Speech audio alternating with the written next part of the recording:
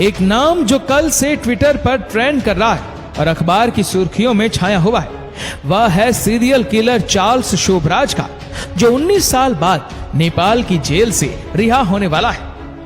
2003 से नेपाल की जेल में सजा काटने के बाद अब नेपाल सुप्रीम कोर्ट ने उसकी रिहाई का आदेश दे दिया है।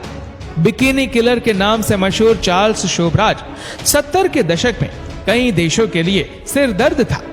आज हम आपको बताते हैं कि आखिर कैसे बिकिनी किलर के नाम से जाने जाने लगा ये शख्स। चार्ल्स की पूरी कहानी जानने के लिए इस वीडियो को अंत तक जरूर देखें।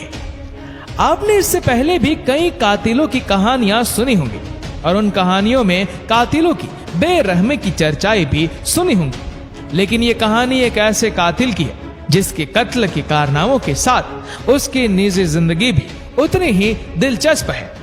चार्ल्स शोभराज, ये नाम सुनते ही आपके दिमाग में शायद एक शातिर किलर की तस्वीर बन जाए।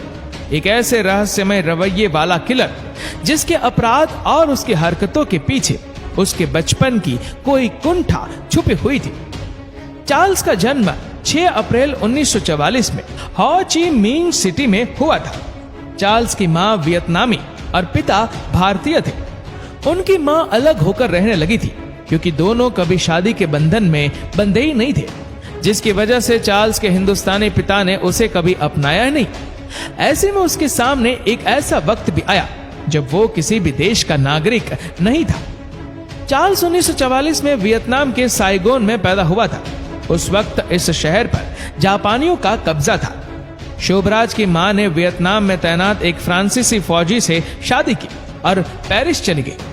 फ्रांसीसी फौजी ने चार्ल्स को अपना लिया, जिससे उसे फ्रांस की नागरिकता हासिल हो गई। चार्ल्स ने किशोरावस्था में ही कानून के खिलाफ कदम बढ़ा दिए थे।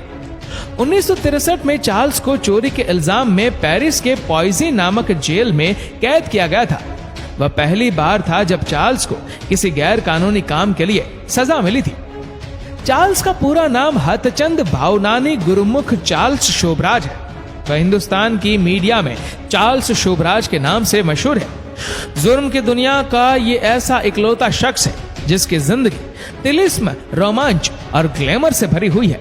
फिर चाहे वो जेल की सलाखों के पीछे कैद में रहा हो या फिर खुली हवा में परवाज उड़ान भरने वाले किसी आजाद पक्षी की तरह बेपरवाह। आपको अमिताभ बच्चन का वो फेमस डायलॉग तो याद होगा कि डॉन का इंतजार तो 11 मुल्कों की पुलिस कर रही है। सचमुच एक वक्त ऐसा भी आया जब चार्ल्स शोभराज की कलाइयों का इंतजार Bharat, Nepal, Myanmar, Thailand, France, Iran, Greece और तुर्की समेत करीब 9 देशों की पुलिस की हथकड़ियों को था। चार्ल्स के कारनामों की लिस्ट का हर एक किस्सा ऐसा दिलचस्प है कि जिस पर बॉलीवुड से लेकर हॉलीवुड तक कहीं भी अच्छी खासी 3 घंटे की एक रोमांच से भरपूर फिल्म बन सकती है। चार्ल्स शोभराज को भारत के साथ दक्षिण एशियाई देशों में बिकिनी किलर के नाम से भी जाना जाता है, जिसने 1970 के दशक में दक्षिण पूर्व एशिया के लगभग हर एक देश में जाकर विदेशी सैलानियों को शिकार बनाया और उन्हें मौत के घाट उतार दिया। मरने वालों में ज्यादातर यूरोप और अमेरिका के साथ भारत, नेपाल और थाईलैंड की लड़कियां ही थी। लेकिन इस शातिर बिकिनी किलर ने असल में कितने लोगों को मौत के घाट उतारा, इसका राज आज भी शोभराज के दिल में ही कैद है। 6 भाषाएं बोलने वाले चार्ल्स ने जुर्म की दुनिया का ऐसा कोई गुनाह नहीं है जो उसने न किया हो। उसके बारे में यह भी मशहूर है कि वो सांप की तरह अपने शिकार को अपनी कुंडली में जकड़ लिया करता था और कई भाषाओं में बात करने का उसका लहजा मकड़ी के जाल की तरह उसके शिकार को पूरी तरह से उसके मोह पाश में बांध देता था। बताया जाता है कि तिहाड़ से निकल भागना और फिर पकड़ा जाना चार्ल्स शोभराज का एक मास्टर प्लान था, जिसमें वो काफी हद तक कामयाब भी रहा। लेकिन जिस तरह से उसने तिहाड़ से भागने में कामयाबी पाई थी, वो किस्सा अपने आप में जुर्म की दुनिया में एक मिसाल के तौर पर ही देखा जाता है। चार्ल्स शोभराज के बारे में ये बताया जाता है कि उसने 1972 से 1976 के बीच करीब 24 हिप्पियों को मौत के घाट उतारा था। और ये भी कम दिलचस्प नहीं कि उसने विदेशी सैलानी महिलाओं को ही अपना शिकार बनाया था, जिनमें से ज्यादातर की लाश जब पुलिस को मिली तो वो सभी बिकिनी में ही थी। इसीलिए वह बिकिनी किलर के नाम से कुख्यात हो गया। उसकी शिकार हुई ज्यादातर महिलाओं ने ड्रग्स या नशीली दवाओं का सेवन किया था और मौत के घाट उतरने से पहले चार्ल्स के साथ शारीरिक संबंध भी बनाए थे। 1976 में चार्ल्स शोभराज ने एक बड़ा हाथ मारा और भारत की सैर पर आए एक फ्रांसीसी ग्रुप के 4 लोगों को मौत के घाट उतार दिया था। इसी के साथ ही चार्ल्स ने एक इजरायली सैलानी की भी हत्या कर दी थी, जिसकी वजह से उसे पकड़ा गया और पहले 7 साल और फिर 5 साल की सजा देकर तिहाड़ जेल भेज दिया गया था। 1971 में चार्ल्स शोभराज ग्रीस की रोड्स पुलिस स्टेशन की छत से कूदकर भाग निकला था। वहां से भागकर वो सीधा हिंदुस्तान आ गया। उसी साल चार्ल्स शोभराज बंबई में लूट और चोरी के इल्जाम में पुलिस के हत्थे चढ़ा, लेकिन उसने अपेंडिसाइटिस के दर्द का ऐसा बहाना बनाया कि उसे अस्पताल में भर्ती किया गया और वहां से भी वो पुलिस को चकमा देकर निकल भागा।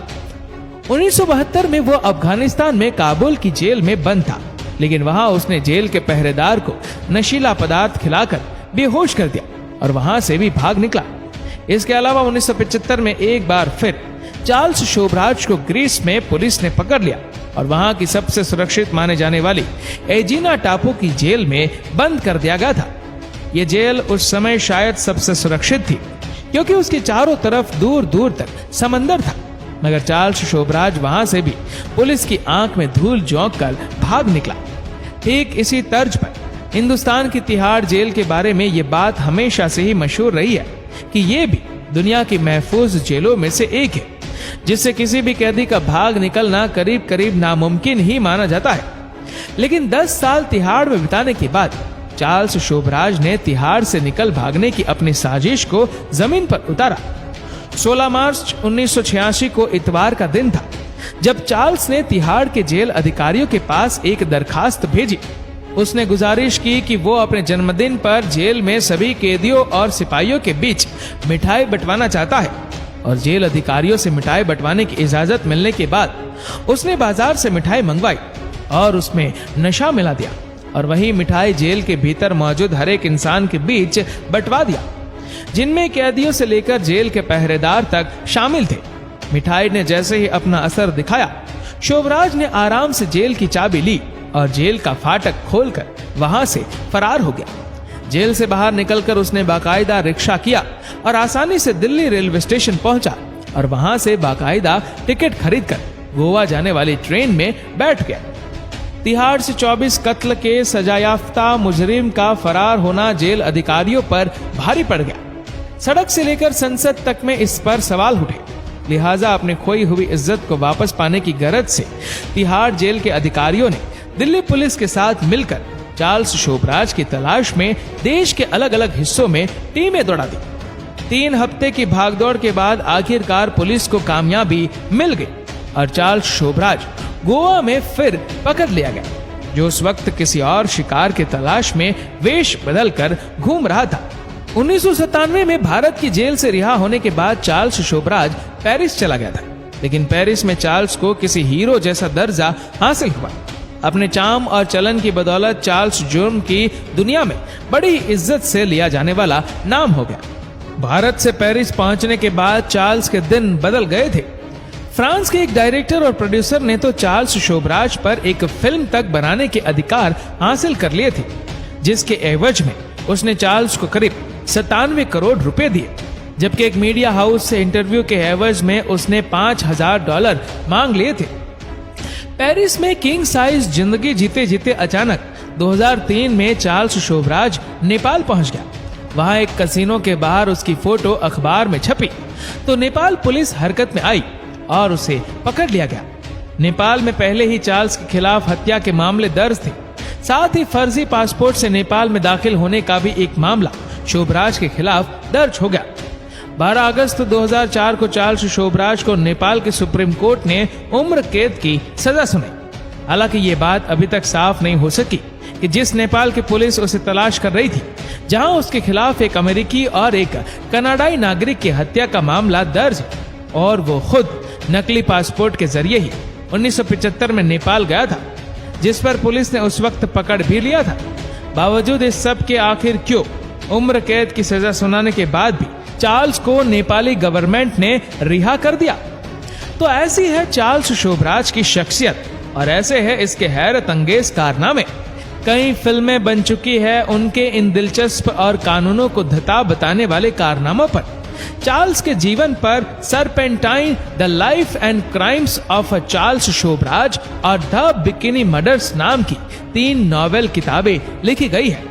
मैं और चार्ल्स नामक हिंदी फिल्म चार्ल्स के तिहाड़ जेल और दिल्ली से फरार होने पर बनी हुई है। नेटफ्लिक्स जैसे जाने माने OTT प्लेटफॉर्म पर भी चार्ल्स के जीवन पर द सरपेंट नामक सीरीज भी बनी हुई है। कभी कभी तो यकीन ही नहीं होता कि एक ही शख्स दुनिया भर में इतनी सरकारों और इतने पुलिस वालों की आंखों में कैसे धूल झोंक के इतने ठाठ से अपने दिन गुजार सकता है। आपको क्या लगता है, ऐसे क्रिमिनल को छोड़ देना सही है? आपकी राय नीचे कमेंट करके जरूर बताएगा। और अगर आपको वीडियो अच्छा लगा हो तो इस वीडियो को लाइक करेगा, शेयर करेगा ज्यादा से ज्यादा लोगों, सब्सक्राइब करें हमारे YouTube चैनल को और Facebook पर फॉलो करें हमारे पेज को। धन्यवाद।